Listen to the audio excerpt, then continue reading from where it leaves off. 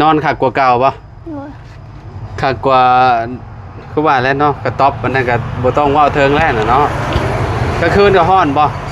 ฮ้อนเปิดหน้าต่างแล้วบ่ได้ฟัง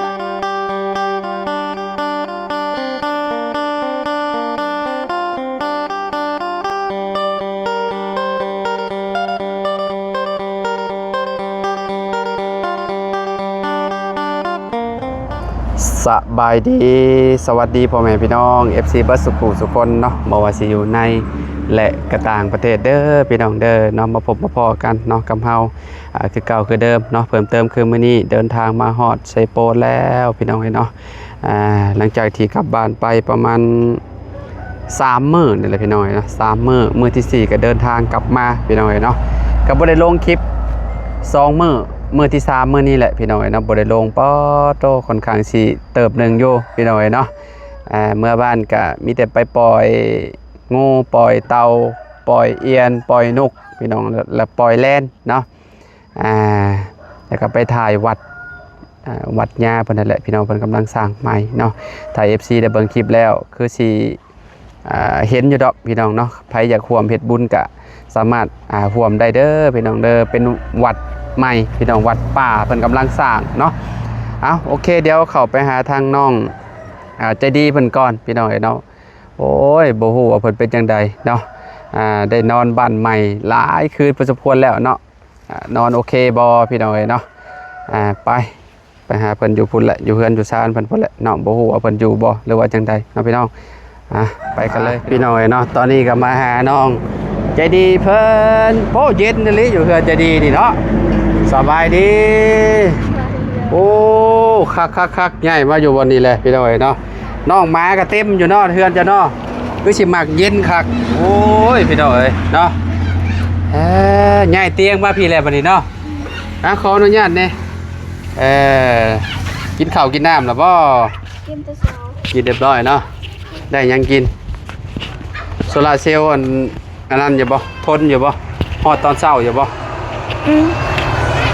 อันที่น้าบ่าวซื้อมาให้ได้โดยคิดว่าประมาณ11-12 โมงแล้วมันดับจะดับบ่อ๋อนั่งละนั่งอยู่นี่แหละจะดิโอ้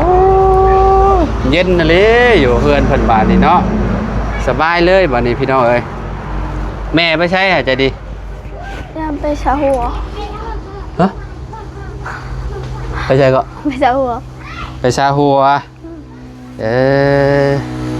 เป็นไดพ่อบ่ได้มาอันนั้นบ่นั่นนี่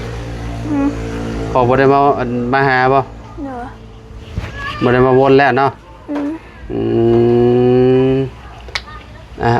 พี่น้องเอ้ารถลุงหนวดคือจอดอยู่นี่เนาะไปใส่เด้ลุงหนวดนี่โมโหเลยแสดงว่าเจ้านี่เผารถให้ลุงหนวดต้นนี่เราไปแสดงดิเราไปกับบาบุญบ่เราไปกับบุญพอมาประเทศรถลุงหนวดพี่น้องเห็นจอดอยู่นี่เนาะลุงหนวดนี่ยังอยู่โดนอยู่พี่น้องยังบ่ได้เมื่อบ้านเนาะจนเรามารอบ2ฮะก็มันนี่นะเมื่อใครลุงนะเมื่อมันนี่บ่เราว่าเราว่าเราเมื่อมันนี้อยู่ลายมือแล้วพี่น้อยเนาะทางลุงหนวดก็ได้เนาะเป็นผู้มาประมาณจังเลยบ่ฮู้คือกันพี่น้อยจนลืมแหละลุงหนวดมาเนี่ยเฮาจนบ่จื้อแล้วฝนบ่ได้ตกบ่ใจดีตั้งแต่ข่อยเมื่อบ้านบ่ได้ตกบ่ฝนตกอยู่ตกบ่เปียกบ่เฮือนเจ้าวันนี้นะ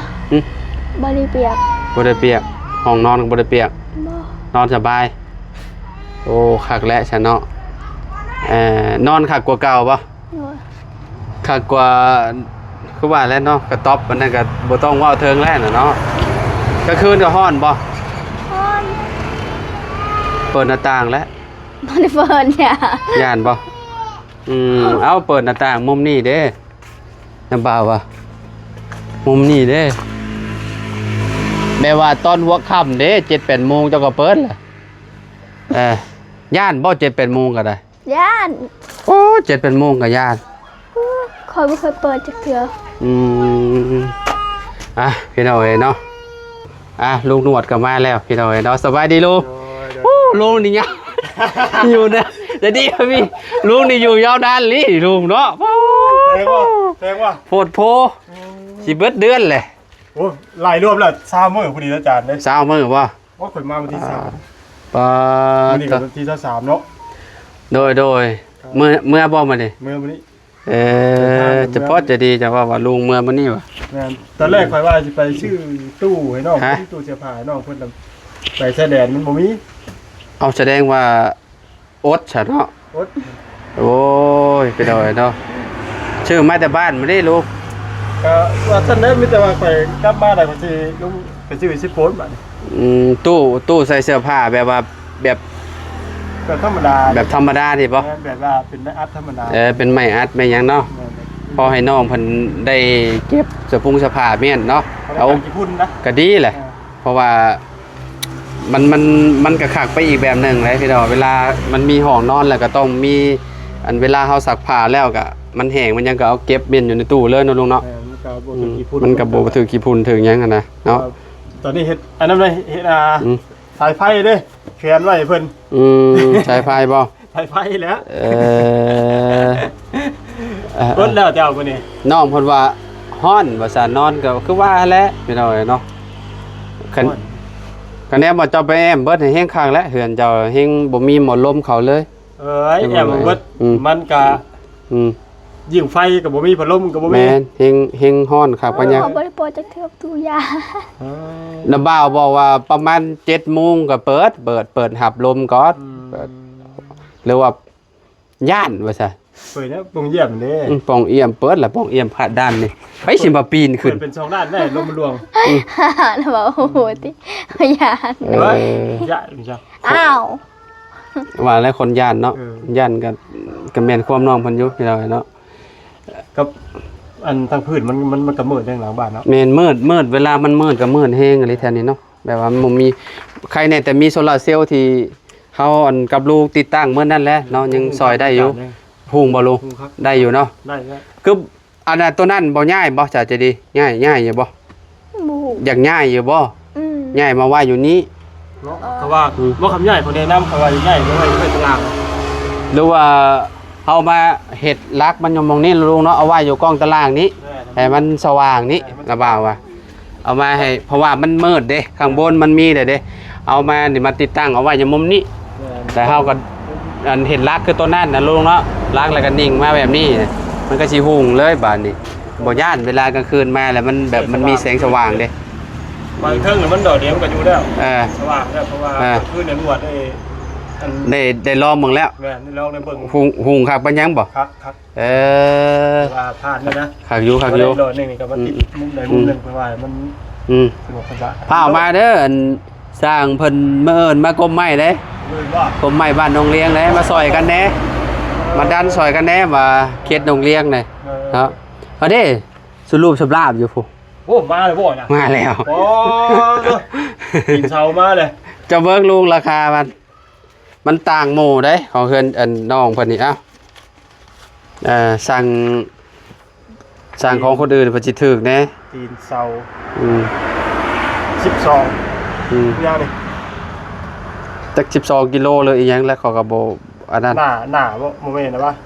จัก มันยังคือว่ากินี่กิจะเป็นกิโลเด้เนาะ เป็นกิโล 9ต้นเนาะ แม่น หน่วย10ร้อยพันหมื่นแสน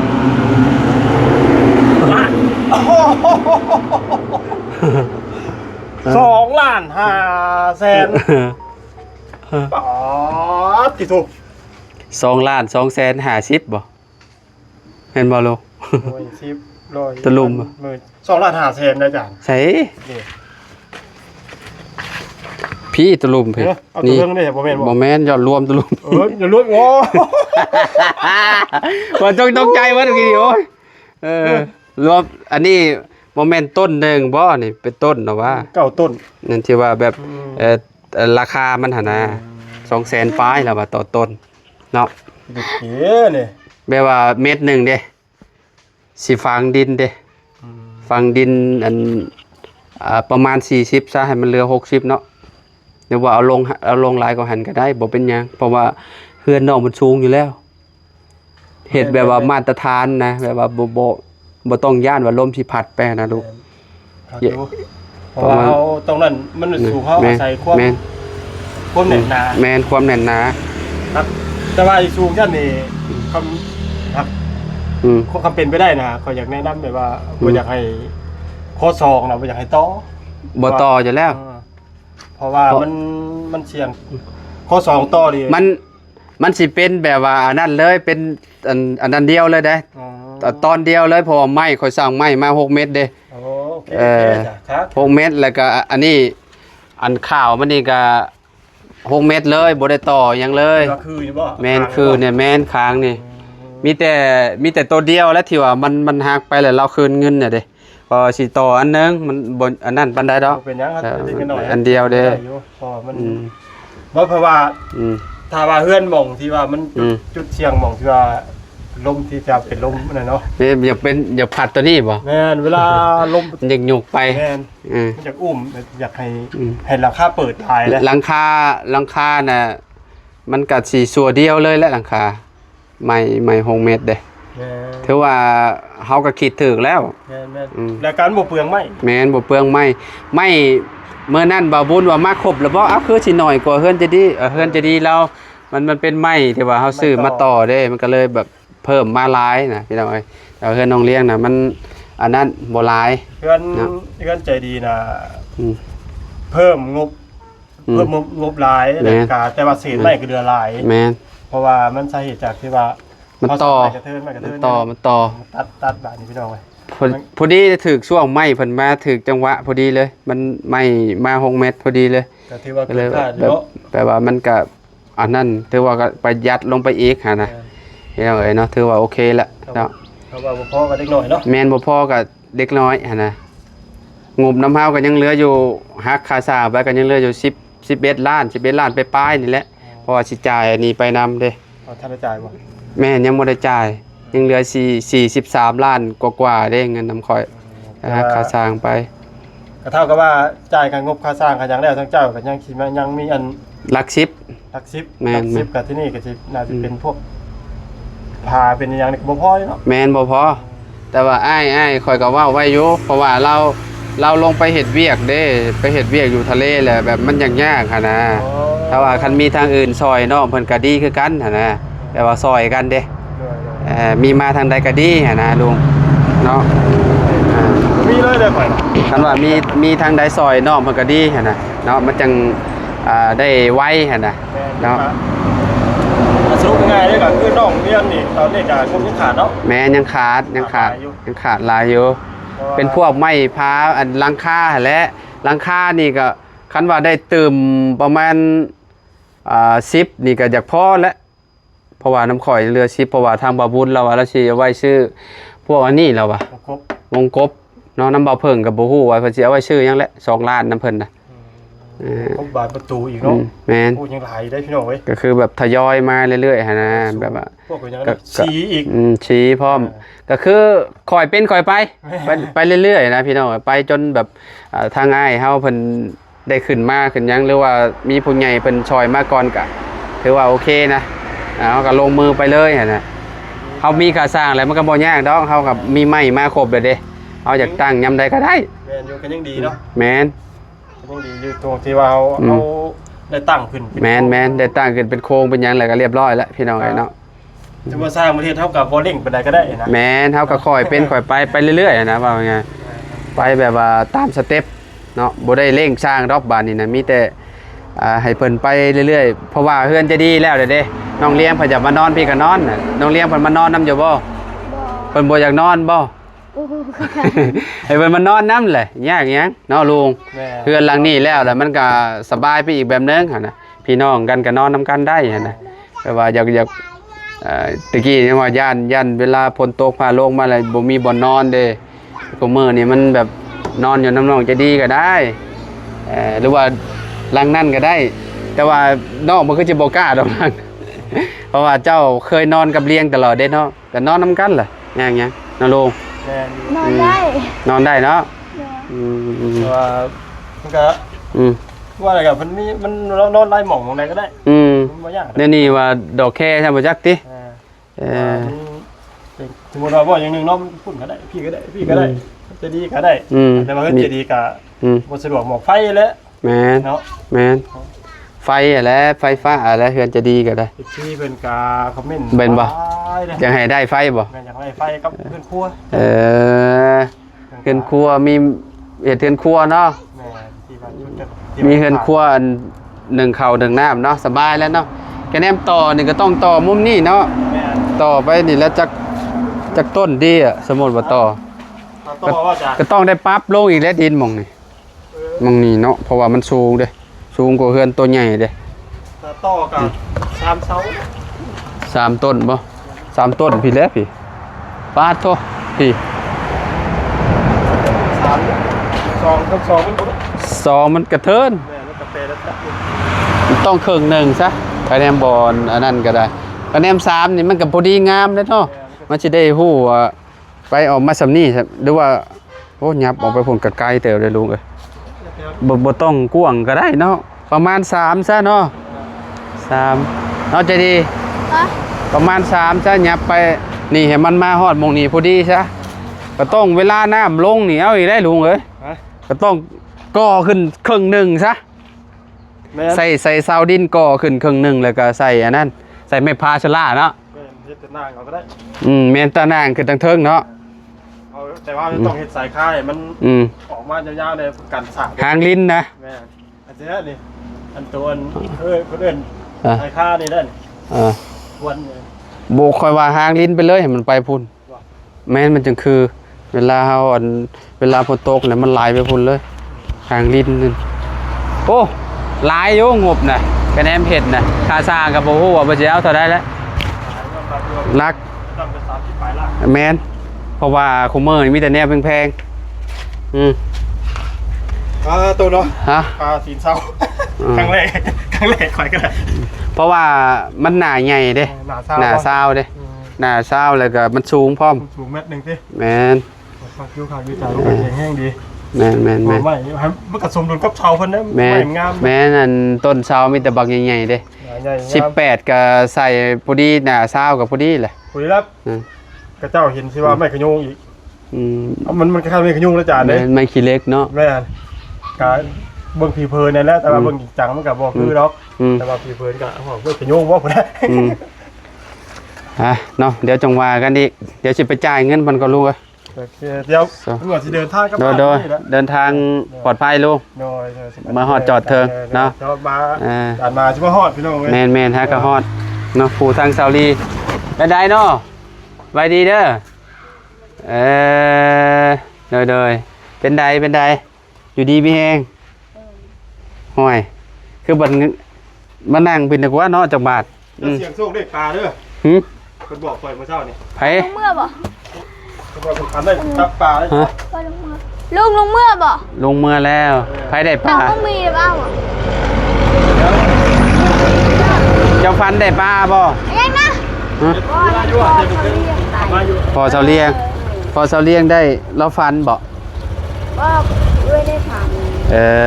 เจ้าฟันว่าพอน้องเลี้ยงได้โดยไปโชคดีลุงไปแล้วพี่หน่อยมาอยู่ซาวไปเมื่อเราอะโคตรโพลุงนะเมื่อใดมาเมื่อใดจะหกบ่เอาโดยพ่อกันพี่หน่อยเนาะไปแล้วลุงหนวดพี่น้องเอ้ยโอเคสันนบ่าวไปเลยเด้อไปพ่อกันใหม่เนาะเดี๋ยวจังเจอกันอีกพี่หน่อยเนาะเฮากะหากันมาฮอดพี่หน่อยเนาะเดี๋ยวจังดำเนินการเรื่องอันนั่นแหละพี่น้องเรื่องเฮ็ดอันนี้ให้น้องจะดีเพิ่นเนาะสิเป็นอย่างใดพี่น้องเนาะครับเพิ่งแต่ชมกันได้อพี่น้องเด้อเนาะเอาพ่อๆกันคลิปไหนเนาะสำหรับคลิปนี้ไปแล้วขอตัวแล้วสบายดีเด้อไปเตาลีน้องจะดีมาขอไม้นี่ล่ะกับไม้เฮามาไปพี่น้องเนาะเอาโอเคพี่น้องพ่อๆกันเด้อพี่น้องเด้อขอบคุณหลายๆที่ติดตามและเป็นกำลังใจให้เนาะสำหรับคลิปนี้ไปแล้วพอกันใหม่สบายดี